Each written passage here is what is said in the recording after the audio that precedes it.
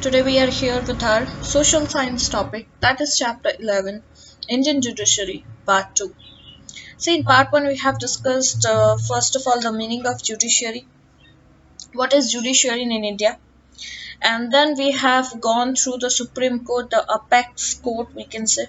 We have learned about the judges, how what type of cases can be sue in the Supreme Court, right, and what qualifications required if you want to be a judge of Supreme Court, and so on. So in this topic we'll start with the second apex court, and that is we call high court. Supreme court अपनी जगह पे apex है, high court अपनी जगह पे, right. सो इस part में हम कंप्लीटली हाई कोर्ट के बारे में स्टडी करेंगे. So let's start it.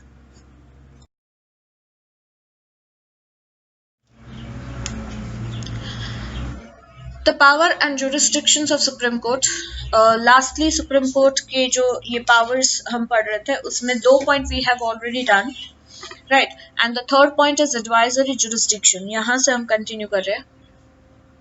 If the President feels that any particular matter or question holds importance from the point of view of public welfare, then the President can take a counsel of Supreme Court by sending the matter of question to Supreme Court for consideration. ये यहाँ पे जो हम topic discuss कर रहे हैं वो ये है कि कौन से टाइप के केसेस आप स्यू कर सकते हो सुप्रीम कोर्ट में. हमने ओरिजिनल जुरिस्डिक्शन देखा, अप्लाइड जुरिस्डिक्शन देखा, and third is advisory jurisdiction. Advisory यानी सुप्रीम कोर्ट अगर चाहे तो बहुत बार प्रेसिडेंट को अगर लगता है कि उन्हें किसी मैटर में गाइडेंस की ज़रूरत है, कोई क्वेश्चंस के आंसर की ज़रूरत है, कहीं काउंसलिंग की ज़रूरत है, तो सुप्रीम कोर्ट उन्हें हेल्प आउट कर सकता है प्रेसिडेंट को. बट प्रेसिडेंट को उनके सजेशंस को, उनके एडवाइजेस को मानना नहीं मानना वो प्रेसिडेंट का डिसीजन होगा. बट एडवाइजरी यानी एडवाइस देने का काम करता है सुप्रीम कोर्ट, ठीक है. Under this provision the president can avail council from the Supreme court. तो ऐसे ये एक प्रोविजन है कि जहाँ पे आप सुप्रीम कोर्ट से काउंसिल कर सकते हो, आप सुप्रीम कोर्ट से एडवाइस ले सकते हो. आपको कोई क्वेश्चंस ऐसे है लॉ से रिलेटेड, रियलिटी से रिलेटेड, या कॉन्स्टिट्यूशनल इंटरप्रिटेशंस के रिलेटेड, या किसी बिल से रिलेवेंस करता कोई क्वेश्चंस, कोई क्वेरीज है, कोई एडवाइस चाहिए, तो you can ask to Supreme Court, but President can do that, okay. But if the Supreme Court finds it unnecessary to consider or give opinion on the sent matter, it can send it back to the President. But अगर Supreme Court को लगा कि यहाँ पे कोई मेरे opinion की जरूरत नहीं है, तो वो वापस प्रेसिडेंट को अपना वही क्वेरीज भेज देंगे. And it is not mandatory for the president, और प्रेसिडेंट के लिए भी ये कंपलसरी नहीं है. मैंडेटरी यानी कंपलसरी नहीं होगा कि जो सुप्रीम कोर्ट ने एडवाइस दी है या काउंसलिंग की है वही वो फॉलो करे. उन्होंने एडवाइस दी, बहुत बार हम एडवाइस सुनते हैं बट करते वही है जो हमें ठीक लगता है, ठीक है.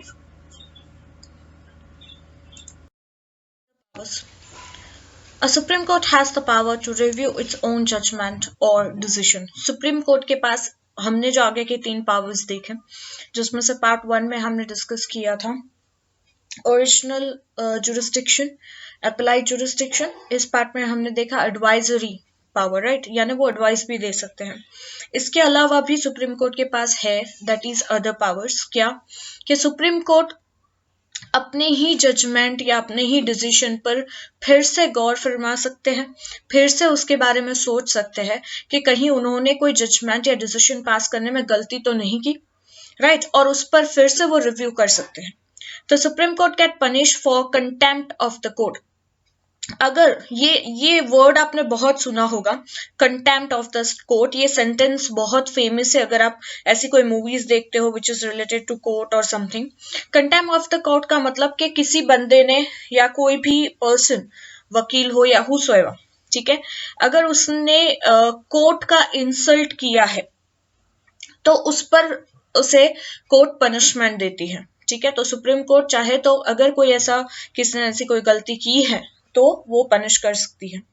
The Supreme Court has the power to nullify any steps law taken by the executive if it violates the constitution. Supreme court के पास पूरा पावर है कि वो किसी भी लॉ को नलिफाई कर सकता है. नलिफाई यानी उसे खारिज कर सकता है. अगर गवर्नमेंट ने कोई भी लॉ बनाया है उसके बाद पब्लिक ने चलो सुप्रीम कोर्ट तक गए कि भी ऐसा लॉ चल रहा है। फॉर एग्जाम्पल अगर मैं बोलूं कि अभी जो वी हैव सीन के अभी न्यूज चैनल्स में फार्मर्स को लेकर बहुत इश्यूज है, फार्मर्स के बहुत इश्यूज है कि एक जो लॉ गवर्नमेंट ने बनाया उसके अगेंस्ट फार्मर्स है।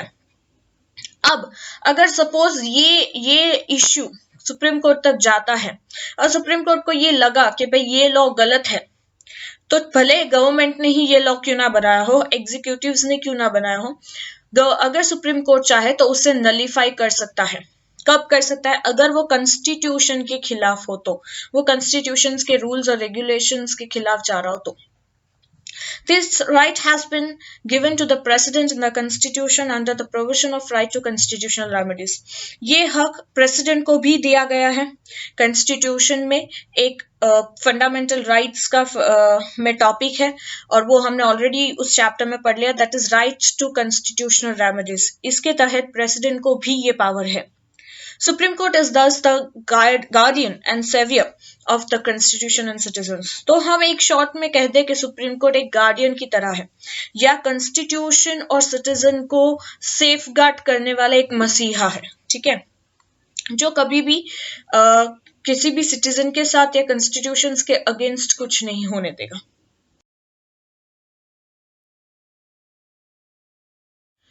अब आता है court of records. Supreme court को कोर्ट ऑफ रिकॉर्ड्स भी कहा जाता है। क्या होता है ये court of records?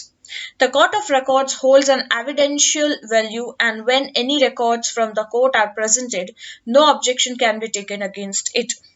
Court of records एक एविडेंशियल वैल्यू है, यानी ये एक एविडेंट है, राइट अगर सपोज एक केस चला, उस केस के सारे रिकॉर्ड्स हमेशा सुप्रीम कोर्ट के पास रहेंगे ताकि कल को उस पर कोई ऑब्जेक्शन या उस पर कोई क्वेश्चंस ना कर सके, क्योंकि उनके पास सारे रिकॉर्ड्स है और उन रिकॉर्ड्स के बेस पर उन्होंने डिसीजन लिया है। The judgments and decisions of the Supreme Court are considered as permanent documents and all are bound to accept it.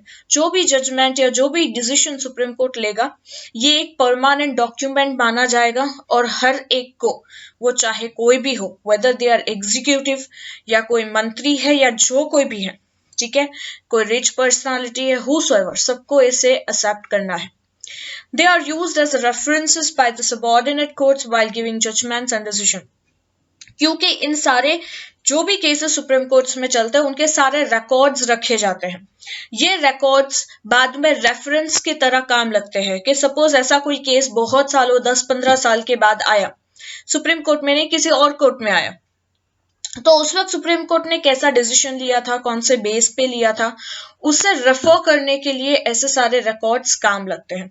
तो उसे सबऑर्डिनेट कोर्ट्स कभी अपना जजमेंट या डिसीजन पास करने के लिए उसे रेफर कर सकते हैं कि भाई ऐसा ही एक केस सुप्रीम कोर्ट में आया था और क्या किस बेस पर उन्होंने डिसीजन या जजमेंट दिया था।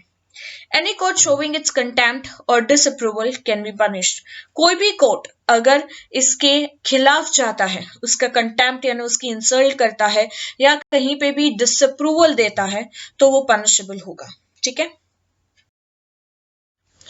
चलो यहीं पे हमारा सुप्रीम कोर्ट का पूरा टॉपिक फिनिश होता है। ओके अब हम द सेकेंड अपेक्स कोर्ट देखेंगे। The highest and one and only is supreme court. उसके बाद आता है हाई कोर्ट, ठीक है। हाई कोर्ट सारे स्टेट्स में होते हैं, सुप्रीम कोर्ट एक कंट्री में होता है, यानी पूरी एक कंट्री में हमारे पास एक ही सुप्रीम कोर्ट है, ठीक है। बट हाई कोर्ट ऐसा कहा जाता है कि यूजुअली स्टेट्स लेवल पे हाई कोर्ट होता है, पर जरूरी नहीं कि सारे स्टेट्स में हाई कोर्ट हो। अगर छोटे छोटे कोई स्टेट्स है तो उसमें एक कॉमन हाई कोर्ट हो सकता है, या तो फिर अगर ऐसा कोई स्टेट है जो अभी अभी डिवाइड हुआ है, ठीक है, तो उसमें भी एक कॉमन हाई कोर्ट हो सकता है। ओके सो जैसे पंजाब, हरियाणा और चंडीगढ़ ले लो। ओके तो ये पहले पूरा एक कॉमन स्टेट था, बट अब ये अलग हुआ है, बट वहां पे हाई कोर्ट कॉमन है, इस तरीके से। So let read out about high court. One of the key positions in the continuous hierarchical pyramid of the Indian judiciary is occupied at the state level by the high courts. हमने first part में ही एक triangular shape देखा था। उस triangle में हमने देखा था कि सबसे पहले सुप्रीम कोर्ट है, सेकंड है हाई कोर्ट, तो उसे पिरामिड कहते हैं, ठीक है। तो हमने एक कंटिन्यूअस हियरकियल देखा। हियरकियल का मतलब होता है कि एक कंटिन्यूअस ऊपर से लेकर नीचे तक जो लेवल होते हैं वो दिखा रहा है। उसमें पहला सुप्रीम कोर्ट आया, सेकेंड हायरार्किकल प्रोसेस में क्या आया, हाई कोर्ट है। ओके तो ये जो इंडियन जुडिशियरी है हाई कोर्ट की, इसने कहा किस लेवल पे ऑक्यूपाई किया, इसने स्टेट लेवल पे ऑक्यूपाई किया है। High court is the apex court at the state level. मैंने पहले ही कहा कि सुप्रीम कोर्ट अपनी जगह पे अपेक्स है, हाई कोर्ट अपनी जगह पे। सुप्रीम कोर्ट नेशनल लेवल पे अपेक्स कोर्ट है, हाई कोर्ट स्टेट लेवल पे अपेक्स है, यानी स्टेट लेवल में हाई कोर्ट से बड़ा कोई कोर्ट नहीं और नेशनल लेवल में सुप्रीम कोर्ट से बड़ा कोई कोर्ट नहीं। ठीक है, the constitution provides one high court for every state. Usually constitution ने हर एक स्टेट को एक हाई कोर्ट दिया है। The president has the power to form one high court for two or more states. President के पास ये पावर है कि वो एक ही हाई कोर्ट दो से ज्यादा स्टेट्स के लिए भी प्रोवाइड कर सकता है। ये प्रेसिडेंट पर डिपेंड करता है। In India there is one common high court for the states of Punjab, Haryana and Chandigarh. जैसे इंडिया में एक कॉमन हाई कोर्ट है, यानी एक ही हाई कोर्ट है इन 3 स्टेट्स के बीच में। ठीक है, Punjab, Haryana and Chandigarh. Similarly, under the jurisdiction of the High Court of Assam falls the states of Manipur, Meghalaya, Nagaland, Tripura, Mizoram and Arunachal Pradesh. वैसे ही एक ही हाई कोर्ट आसाम में है और इसके अलावा उस स्टेट्स में वो हाई कोर्ट मणिपुर, मेघालय, नागालैंड, त्रिपुरा, मिजोरम और अरुणाचल प्रदेश, इन सब के लिए कॉमन हाई कोर्ट है। ठीक है, अब फॉर्मेशन समझते हैं। जैसे हमने सुप्रीम कोर्ट का फॉर्मेशन देखा था, वैसे हाई कोर्ट का फॉर्मेशन समझते हैं कि हाई कोर्ट कैसे बना है, इसमें जजेस कितने होते हैं, कैसे जस्टिस पास किया जाता है, all that. The Chief Justice of the High Court is appointed by the President in consultations with the Chief Justice of the Supreme Court and the Governor of the respective state. For example, अगर Gujarat high court के हमने formation देखना है, चलो Gujarat high court हमने start करवाया, अब हमें उसके जजेस को देखना है, तो कैसे होगा? तो पहले तो हाई कोर्ट के जो चीफ जस्टिस है उसे अपॉइंट कौन करता है? तो उसे एक तो प्रेसिडेंट अपॉइंट करेगा, किसकी एडवाइस या कंसल्टेशन से? सुप्रीम कोर्ट के चीफ जस्टिस जो होंगे उसकी एडवाइस, और गुजरात की हम बात करें तो गुजरात के जो गवर्नर होंगे इन दोनों की कंसल्टेशन से वो दोनों मिलके जो डिसीजन लेंगे उसके बेस पर प्रेसिडेंट एक चीफ जस्टिस अपॉइंट करेगा हाई कोर्ट के लिए। ठीक है, the chief justice of high court is consulted in the appointment of the other जजेस ऑफ द हाई कोर्ट। उसके बाद चलो चीफ जस्टिस अपॉइंट हो गए हाई कोर्ट के, इसके बाद जो अदर जजेस है, जैसे हमने देखा था सुप्रीम कोर्ट में भी यही होता है, एक चीफ जस्टिस और बाकी के जजेस होंगे, वैसे ही यहाँ पे भी ऐसा होगा, एक चीफ जस्टिस वो अपॉइंट हो गया और अब दूसरे जजेस को अपॉइंट करना है, तो वो chief justice of high court को कंसल्ट करते हुए यानी उनकी एडवाइस से दूसरे जजेस को अपॉइंट किया जाएगा। A president is a representative of prime minister and the cabinet of ministers, and hence only president appoints a chief justice only after discussions and consultation with the prime minister and the cabinet minister. क्योंकि president जो है वो prime minister और cabinet ministers के representative है, तो president के पास ही ये पावर है कि वो चीफ जस्टिस को अपॉइंट कर सकते हैं, बट वो अपॉइंटमेंट कब होगी? वो अपॉइंटमेंट प्राइम मिनिस्टर और कैबिनेट मिनिस्टर्स के साथ डिस्कशन और कंसल्टेशन के बाद, अकेले प्रेसिडेंट खुद डिसाइड नहीं कर सकते। अब एज लिमिट क्या है? हाई कोर्ट के चीफ जस्टिस की एज लिमिट है 62 ईयर्स, यानी 62 के बाद वो रिटायर हो जाएंगे। ठीक है, they can tender resignation address to the president. अगर इसके बीच में अगर वो चाहे, अगर अपना रेजिग्नेशन देना चाहते हैं तो वो किसे देंगे? प्रेसिडेंट को। The president can remove any of the जजेस। ये हमने सुप्रीम कोर्ट में भी देखा था कि कोई भी जजेस को रिमूव किया जाता है, वो कौन रिमूव करेगा? प्रेसिडेंट। प्रेसिडेंट कोई भी जज को रिमूव कर सकता है हाई कोर्ट के through the process of impeachment. Impeachment यानी रिमूवल प्रोसेस को कहते हैं इम्पीचमेंट प्रोसेस, यानी अगर कोई जज अपनी ड्यूटी ठीक से नहीं निभा रहा, अगर उसने कोई क्राइम किया है बीइंग अ जज, तो फिर इम्पीचमेंट मोशन के थ्रू यानी दोनों ही हाउसेस में वोट्स होंगे कि इस जज को निकाला जाए या नहीं। अगर मैक्सिमम वोट हाँ में आया तो फिर उसे रिमूव किया जा सकता है, तो this is we call impeachment. तो इम्पीचमेंट प्रोसेस के थ्रू हाई कोर्ट के जज को प्रेसिडेंट रिमूव कर सकता है, carried out in the parliament and on proving the charges of misconduct or malpractice of the judge, as I explained. The judges of the high court can be transferred anywhere in India. ऐसा जरूरी नहीं है कि गुजरात का high court है तो गुजरात का ही कोई जज होना चाहिए, उस गुजरात के जज को किसी भी हाई कोर्ट में यानी किसी भी स्टेट के हाई कोर्ट में ट्रांसफर किया जा सकता है। आज अगर 5 साल उसने गुजरात में प्रैक्टिस की है तो कल अगर उसे महाराष्ट्र भी भेजा जा सकता है, anywhere. The number of judges is not the same in all the high courts of India. सारे हाई कोर्ट्स इंडिया के जितने भी स्टेट्स के हाई कोर्ट्स हैं उसमें जजेस के नंबर सेम नहीं होते। ये नंबर्स डिसाइड किए जाते हैं अकॉर्डिंग टू द वर्कलोड कि कौन से हाई कोर्ट में कितना वर्कलोड है, उसके बेस पर वहां पे जजेस अपॉइंट होते हैं। ठीक है, अगर कहीं ज्यादा वर्कलोड है तो वहां ज्यादा जजेस होंगे, कम है तो कम होगा।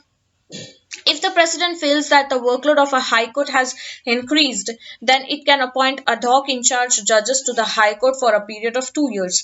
ये हमने सुप्रीम कोर्ट में भी देखा था कि अगर प्रेसिडेंट को लगता है कि किसी भी हाई कोर्ट का वर्कलोड बढ़ रहा है तो वो चाहे तो ad hoc इंचार्ज जज को अपॉइंट कर सकते हैं 2 साल के लिए। 2 साल के लिए किसी भी दूसरे जज को अपॉइंट किया जाएगा कि ये वर्कलोड कम करवाने में हेल्प आउट करे। ठीक है, all the work of the Supreme Court and the High Court is carried out in English language. Usually पूरा काम जो है सुप्रीम कोर्ट का और हाई कोर्ट का इंग्लिश लैंग्वेज में ही होता है। But if any legislative assembly of any state passes a resolution that the work of High Court of a related state can be carried out in the language of that state, then the work of the High Court of that state can function in the language of that state. Usually supreme court या high court में English language ही चलती है, but अगर कोई legislative assembly में एक resolution pass किया जाए कि सपोज गुजरात हाई कोर्ट है तो ये रेजोल्यूशन गुजरात लेजिस्लेटिव असेंबली ने पास किया कि भाई गुजरात हाई कोर्ट में हम हमारी गुजराती मदर टंग यूज करना चाहते हैं यानी गुजराती लैंग्वेज यूज करना चाहते हैं। अगर लेजिस्लेटिव असेंबली ने ये रेजोल्यूशन पास किया और अगर ऊपर से ये ऑर्डर्स आ जाते हैं कि ठीक है आप अपनी मदर टंग में उस लैंग्वेज में आप हाई कोर्ट में वो लैंग्वेज यूटिलाइज कर सकते हो, तो फिर सारे फंक्शंस उस लैंग्वेज में हो सकते हैं। फॉर एग्जाम्पल अगर आप साउथ में किसी में हो, साउथ कोई हाई कोर्ट है, वहां पे वो मदर टंग उनकी जो है वो अगर वो यूज करना चाहते हैं और वहां की लेजिस्लेटिव असेंबली ऐसा रेजोल्यूशन पास करती है और पास हो जाता है तो फिर वो मदर टंग में वो लोग जस्टिफाई कर सकते हैं। ठीक है, now let's see the qualification of high court. क्या हाई कोर्ट के अगर आपको जज बनना है तो क्या क्वालिफिकेशंस चाहिए? As per the provision of the constitution the person eligible to be appointed to the high court. हमारे कॉन्स्टिट्यूशन में ये प्रोविजन ऑलरेडी पास किया है कि कौन सा पर्सन एलिजिबल है हाई कोर्ट में अपॉइंट होने के लिए। तो सबसे पहला जो कॉमन है फॉर ऑल द कोर्ट्स, चाहे सुप्रीम कोर्ट हो, हाई कोर्ट हो या सबऑर्डिनेट कोर्ट, वो सिटीजन होना चाहिए इंडिया का। ठीक है, second, should have served for a minimum period of 10 years on any of the judicial posts in the lower courts of Indian states. या तो क्या एक तो इंडियन सिटीजन तो होना ही चाहिए, इसके साथ साथ 10 साल का उसका एक प्रैक्टिस की मतलब उसके पास एक्सपीरियंस होना चाहिए, मिनिमम 10 साल, मैक्सिमम व्हाटएवर, मिनिमम 10 साल होना चाहिए। किसी भी लोअर कोर्ट ऑफ स्टेट्स में उसका काम होना चाहिए। should have at least 10 years of practice as an advocate in the high court. इसके अलावा उसके पास एटलीस्ट 10 साल की प्रैक्टिस होनी चाहिए हाई कोर्ट में और में। ठीक है, कि एटलीस्ट वो 10 साल एज एन एडवोकेट होना चाहिए। should be distinguished jurist, constitutional expert or famous lawmaker as per the opinion of the president. जैसे हमने ये point of view supreme court में भी देखा था कि प्रेसिडेंट चाहे तो किसी डिस्टिंग्विश्ड जूरिस्ट को, किसी कॉन्स्टिट्यूशनल एक्सपर्ट को या फिर किसी फेमस लॉ मेकर को भी वो वहां का जज बना सकते हैं और उसकी एज बिलो 62 होनी चाहिए क्योंकि 62 में वो रिटायर होते हैं। ठीक है, द जज of high court has to take an oath of secrecy in front of the governor of the state और any person appointed by the governor and sign the correspondence pledge. ये हमने देखा था सुप्रीम कोर्ट में कि supreme court के chief justice या जजेस जो है वो अपना ओथ लेंगे प्रेसिडेंट के सामने। In the same manner state में गवर्नर के सामने ये लोग, बिकॉज प्रेसिडेंट नेशनल लेवल पे है, ठीक है, स्टेट लेवल पे आते हैं governor. The work of president and governor is we can say one and same, but इतना फर्क है कि वो स्टेट लेवल पे गवर्नर काम करते हैं और नेशनल लेवल पे प्रेसिडेंट। ठीक है, सो हाई कोर्ट के जज को ओथ लेना है सेक्रेसी की गवर्नर के सामने, राइट उस स्टेट के गवर्नर के सामने, या अगर गवर्नर ने किसी पर्सन को अपॉइंट किया है ये काम के लिए तो उसके सामने, ठीक है, और उससे अपने उस करस्पॉन्डिंग पेज पर साइन भी करना है। अब आता है the jurisdiction of the high court. High court का जुरिस्डिक्शन कैसा है, जो हमने सेम सुप्रीम कोर्ट में पढ़ा था कि ओरिजिनल जुरिस्डिक्शन, फिर दूसरा था अप्लाइड जुरिस्डिक्शन, फिर एडवाइजरी जुरिस्डिक्शन, वही सब यहाँ पे भी है। लेट्स सी, तो यहाँ पे 3 है, ठीक है, जुरिस्डिक्शन के फॉर्म हाई कोर्ट में 3 तरीके से डिवाइड किया जाए। इन शॉर्ट इसे कहते हैं कि यहाँ कौन से टाइप के केस आप ला सकते हो। Original jurisdiction is one and same as we have learn in Supreme Court, ठीक है, कि यानी कुछ केसेस ऐसे हैं जो सिर्फ सुप्रीम कोर्ट के लिए बने हैं, वैसे ही कुछ केसेस ऐसे भी होते हैं जो सिर्फ हाई कोर्ट के लिए बने हैं। Let's read out original jurisdiction. Under the original jurisdiction, the High Court is empowered to issue directions, orders, or writs, including writs in the nature of habeas corpus to any person, authority, and any government in case of violation of the fundamental rights of citizens. See, fundamental rights का case किसी भी court में जा सकता है, whether it is Supreme Court, whether it is High Court. ये छूट या ये एक टाइप ऑफ फायदा दिया है फंडामेंटल राइट्स को। दूसरा, कोई भी केस ओरिजिनल जुरिस्डिक्शन यानी हाई कोर्ट में वो जाएगा कि सपोज हाई कोर्ट में अगर स्टेट को लेकर कोई डायरेक्शंस देना है, कोई लॉ पास करना है किसी पर्टिकुलर स्टेट में, या कोई ऑर्डर्स पास करने हैं, या कोई रीट्स है। रीट्स में हमने आगे भी डिस्कस किया था सुप्रीम कोर्ट में भी, वैसे ही यहाँ पे हैबियस कॉर्पस होगा to any person in state level, ठीक है। किसी को इलीगली अगर जेल में डाल दिया है तो वो हैबियस कॉर्पस केस डाल सकता है, अगर स्टेट लेवल पे है तो वो हाई कोर्ट में जाएगा।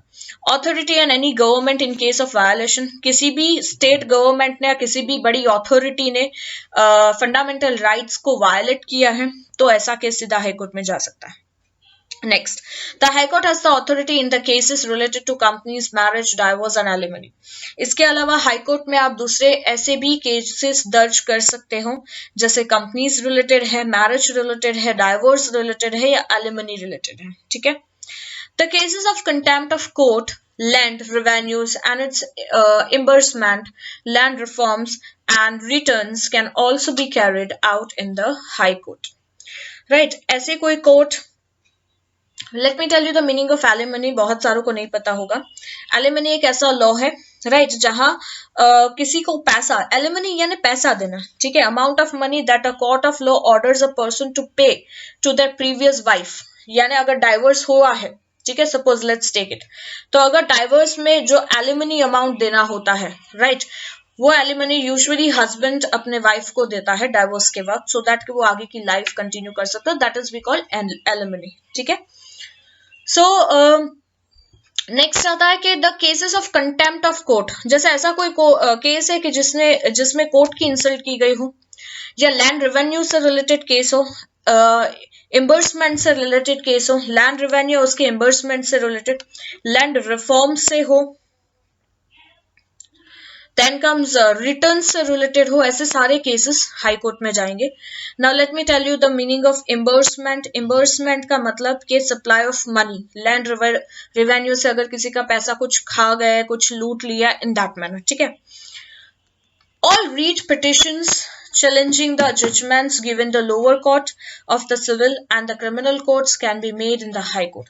कि कोई भी रिट से रिलेटेड पिटिशंस है, जैसे habeas corpus is one of the writs, ठीक है, हैबियस कॉर्पस, मैंडेमस, सैक्टुअरी, ऐसे बहुत सारे रिट्स कहते हैं इसको, ठीक है, जो सिटीजन्स के फायदे के लिए बनाए गए हैं कि आपके साथ कुछ भी इलीगल हुआ है या कुछ भी जबरदस्ती हुआ है तो आप ऐसे रिलेट करते हुए केसेस में केसेस स्यू कर सकते हो। तो ऐसे रीच से रिलेटेड कोई पिटिशंस चैलेंज हुए हैं तो जजमेंट्स गिवन बाय, अगर लोअर कोर्ट में कोई हैबियस कॉर्पस ही लेता है कि किसी को इलीगल अरेस्ट कर दिया और लोअर कोर्ट में वो केस डाला गया, वहां ठीक से अगर उन लोगों ने जजमेंट पास नहीं किया है और फिर या फिर उसके अगेंस्ट जो भी पर्सन है उसने पिटिशन चार्ज किया हाई कोर्ट में, राइट, तो वो जैसे हाई कोर्ट में कोई केस ऐसा हुआ कि मैं हार गई केस, तो मैं क्या सोचूंगी, अब मैं सुप्रीम कोर्ट में जाऊंगी, तो इसे कहते हैं चैलेंज देना, ठीक है, पिटिशंस का चैलेंज देना। तो वैसे रिट से रिलेटेड कोई भी पिटिशंस चैलेंजिंग हो, जजमेंट्स जो लोअर कोर्ट ने ऑफ द सिविल और क्रिमिनल कोर्ट्स ने पास किए हो वो भी हाई कोर्ट्स में आ सकते हैं। This petitions challenging the provisions provided in the entrance examination. ये जो पिटिशंस है जिसमें ये चैलेंजिंग किया जाता है प्रोविजंस को, इसके लिए भी एक एंट्रेंस एग्जामिनेशन होती है। अब आता है अपेलाइट को ज्यूरिसडिक्शन। अपेलाइट ज्यूरिसडिक्शन यानी अपील करना, यानी छोटे, जैसे हमने सुप्रीम कोर्ट में देखा कि हाई कोर्ट में कोई केस हुआ, मैं सेटिस्फाइड नहीं हुई, ठीक है, अब मैं उसमें सुप्रीम कोर्ट में जा रही हूँ, तो यानी यहां से या हाई कोर्ट मुझे अपील कर रहा है कि भाई ये केस आप सुप्रीम कोर्ट में ले जाओ, ठीक है। या हमने देखा था कि हाई कोर्ट एक चिट्ठी भी लिख के देगा कि हम ये केस आप सुप्रीम कोर्ट में ट्रांसफर कर रहे हैं, in that manner. So applied jurisdiction वैसा ही है। अब हाई कोर्ट की बात कर रहे हैं तो यहाँ सबऑर्डिनेट कोर्ट्स में से कोई केसेस ऐसा होगा जो हाई कोर्ट में अपील होगा, ठीक है। So under the applied jurisdiction of the high court, the courts hears a petition against the civil and criminal cases. यहाँ पे दो टाइप के केसेस होंगे, सिविल और क्रिमिनल केसेस, ठीक है। उनके अगेंस्ट जो भी पिटिशंस है वो अपील किया जाएगा हाई कोर्ट में। Any petition challenging the judgment of the lower courts and tribunals can be made in the high court. कोई भी पिटिशन चैलेंज कर रहा है लोअर कोर्ट्स के जजमेंट को या उनके डिसीजंस को, वो चाहे ट्रिब्यूनल कोर्ट्स ही क्यों ना हो, उनके चैलेंजेस हाई कोर्ट में आ सकते हैं। In case of session court has issued any judgment punishing the accused for more than 4 years, then the petitioner can challenge the judgment in the high court. For example, एक session court और session court में किसी ने एक इंसान को punish किया है कि वो 4 साल से ज्यादा जेल में रहेगा, तो उसे ये लग रहा है कि ये सेटिस्फाइड नहीं है, तो वो अब बड़ी कोर्ट में यानी हाई कोर्ट में जाके इसके अगेंस्ट, इसको पिटिशनर कहते हैं, जो कोर्ट में ये चैलेंज करेगा उसे कहते हैं पिटिशनर। तो वो पिटिशनर उनके जजमेंट को यानी सेशन कोर्ट के जजमेंट को, डिसीजन को हाई कोर्ट में जाके चैलेंज करेगा और हाई कोर्ट में फिर से अपना वहां केस रिप्रेजेंट करेगा। हो सकता है कि हाई कोर्ट को लगा कि भाई नहीं, इसको इतनी ज्यादा सजा नहीं देनी चाहिए, तो वो कम भी कर सकते हैं या फिर उतनी भी रख सकते हैं, that depends on high court. If any accused is given a capital punishment by a session court in a case of murder for which a less severe punishment is issued by the lower court, then in such condition the judgment can be challenged in the high court. अब एक ऐसा accused है, right, जिसको capital punishment, उसे बोला है कि तुम 1 लाख या 2 लाख जुर्माना दे दो। अब उसने किया क्या है, उसने किया है मर्डर, तो मर्डर के लिए पैसा, कैपिटल पनिशमेंट काफी कम होगी, उसे फिजिकल पनिशमेंट भी तो देनी चाहिए। तो अब ऐसा लग रहा है कि भाई नहीं, सेशन कोर्ट ने गलत डिसीजन पास किया है या किसी लोअर कोर्ट्स ने ऐसा गलत डिसीजन पास किया है, केस मर्डर का है बट कैपिटल पनिशमेंट देके छोड़ दिया, तो ऐसा केस भी हाई कोर्ट में चैलेंज हो सकता है, ठीक है। The petitioner who is unsatisfied with the judgment of the tribunal court can also approach a high court. और किसी petitioner को ऐसा लगा कि भाई ट्रिब्यूनल कोर्ट ने जो भी जजमेंट दिया है, जो भी डिसीजन दिया है वो सही नहीं है, तो वो हाई कोर्ट में जा सकता है। The High Court has a power to decide upon important questions pertaining to law, including constitutional interpretations. जैसे सुप्रीम कोर्ट के पास पावर है कि वो कॉन्स्टिट्यूशनल इंटरप्रिटेशंस कर सकता है, वैसे ही पावर हाई कोर्ट के पास है कि स्टेट से रिलेटेड कोई भी कॉन्स्टिट्यूशनल या कोई नया लॉ पास करना है, या स्टेट ने, किसी पर्टिकुलर स्टेट ने कोई नया लॉ पास किया हो और पब्लिक को ऐसा लग रहा है कि ये गलत है, तो वो हाई कोर्ट में चैलेंज किया जा सकता है और उसके बेस पर हाई कोर्ट उस लॉ को नल या वॉइड भी डिक्लेयर कर सकता है अगर ऐसा लगा कि ये कॉन्स्टिट्यूशंस के अगेंस्ट है। तो इसे कॉन्स्टिट्यूशनल इंटरप्रिटेशन भी कहेंगे कि हाई कोर्ट का भी यही सेम काम है जो सुप्रीम कोर्ट का है, बट सुप्रीम कोर्ट का नेशनल लेवल पे, कंट्री लेवल पे होगा, हाई कोर्ट का स्टेट लेवल पे होगा। थर्ड आता है एडमिनिस्ट्रेटिव जुरिस्डिक्शन। एडमिनिस्ट्रेटिव यानी एडमिनिस्ट्रेशन करना, यानी हाई कोर्ट के अंडर बहुत सारी कोर्ट्स हैं, ठीक है, जिसे हम सबऑर्डिनेट कोर्ट्स कहते हैं, ट्रिब्यूनल्स कोर्ट कहते हैं। एक ही स्टेट में हाई कोर्ट सबसे बड़ी है, पर उसी स्टेट में छोटी छोटी बहुत सारी कोर्ट्स हैं। वो कोर्ट्स ठीक से अपना काम कर रही है, नहीं कर रही है, वो कौन से लॉज, कौन से ऑर्डर्स पास होगा, ये सारा काम देखना है हाई कोर्ट का, तो इसलिए इसको एडमिनिस्ट्रेटिव जुरिस्डिक्शन भी कहते हैं। Each high court has the authority and power to supervise the working of all the subordinate courts and tribunals of the state or of its region. हर एक हाई कोर्ट के पास एक ऐसी अथॉरिटी है और एक ऐसा पावर है कि वो उनके नीचे की जितने भी सबऑर्डिनेट कोर्ट्स हैं या ट्रिब्यूनल है अपनी स्टेट की, ठीक है, वो उस पर ध्यान रखे, उसका सुपरविजन देखे कि उनका काम ठीक से हो रहा है कि नहीं। If the High Court feels it is necessary, then it can ask case papers from the subordinate court and then carry out the case proceedings. अगर हाई कोर्ट को लगा कि ये जरूरी है तो किसी भी सबऑर्डिनेट कोर्ट से वो केस पेपर्स भी मंगवा सकते हैं राइट, और उसकी फर्दर प्रोसीडिंग्स भी देखेंगे कि ये ठीक से क्या काम हो रहा है. The court can frame general laws to control the procedures and functioning of the courts under its power. जितनी भी जो हाई कोर्ट है अपने पर्टिकुलर स्टेट में बहुत सारे जनरल लॉज बनाएगी कि जिससे कोई भी उनके अंडर कोर्ट्स जो भी है यानी सबऑर्डिनेट कोर्ट्स जो है वो ठीक से काम करे, कंट्रोल में काम करे और फंक्शनिंग प्रॉपर उसका फंक्शनिंग हो. The High Court can decide criteria and tabular forms of various types of fees. High Court he decide करेगी कि सबऑर्डिनेट कोर्ट से अगर सिविल कोर्ट है तो वहां कितनी फीस होनी चाहिए, केसा कौन से टाइप का केस है, कौन से टाइप की फीस होनी चाहिए, अगर वाटर रिलेटेड मैटर है ट्रिब्यूनल कोर्ट में जा रहा है तो वहां कितनी फीस होनी चाहिए, ये सब कुछ हाई कोर्ट डिसाइड करके देगा.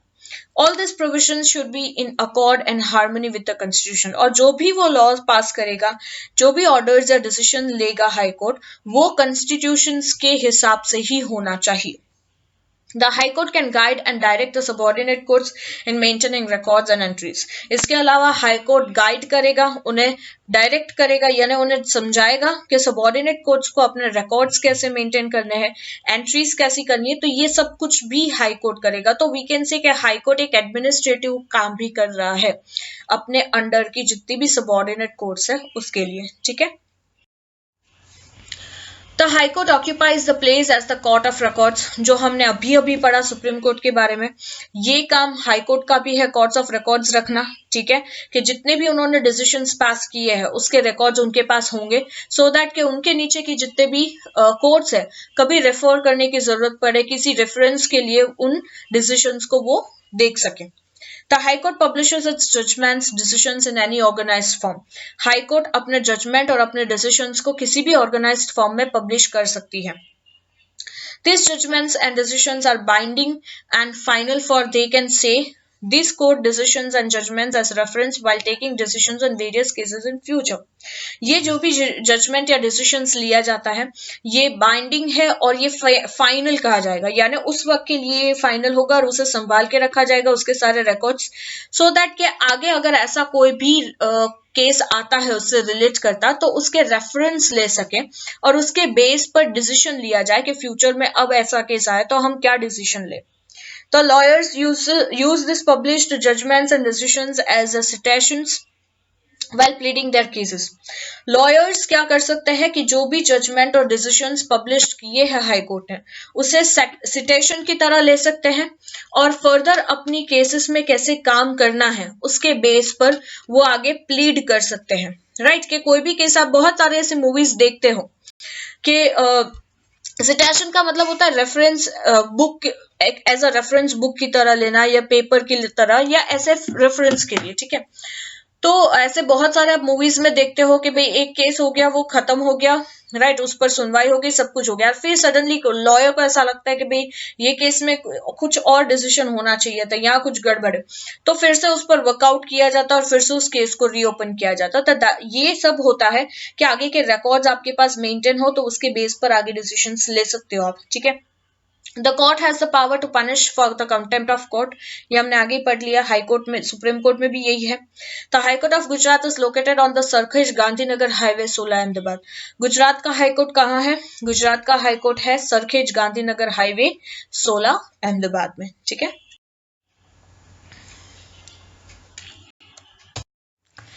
So here I ends my lecture. यहाँ हमने हाई कोर्ट का हर एक टॉपिक फिनिश कर दिया है. Right, we have read everything about high court. In next lecture we'll meet with subordinate courts. ठीक है, subordinate courts क्या होता है, कैसे काम करते हैं, उसके बारे में हम स्टडी करेंगे. Hope you enjoyed this lecture well और आपको ये लेक्चर अच्छे से समझ में आया हो. So we'll meet in next lecture. Up till bye bye, take care all of you.